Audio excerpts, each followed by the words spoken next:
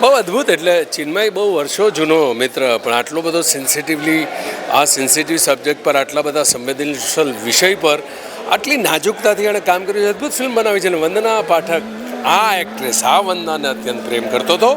આ વંદના હજુ પણ આ વંદનાનો જે પ્રકાર છે કે જુદા જુદા હવે એ જે પ્રકારના રોલ્સ કે માત્ર કોમેડી નહીં, કોમેડી એક એક એક એક તમારો માઇલસ્ટોન એક હોઈ શકે, પણ that is not the life.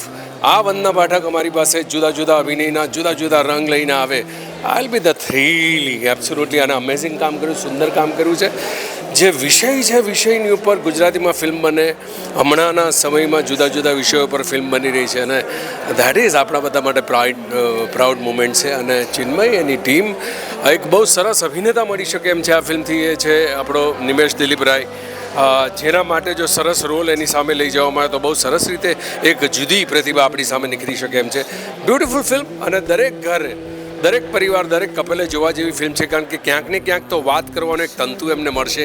પતિ પત્ની, મધર ડોટર, સિસ્ટર્સની વચ્ચે વાત કરવાનો, દીકરી અને માની વચ્ચે વાત કરવાનો એક અવકાશ ઊભો કરે તેવી ફિલ્મ છે. Beautiful film Jalebi rocks. કરીએ મન જે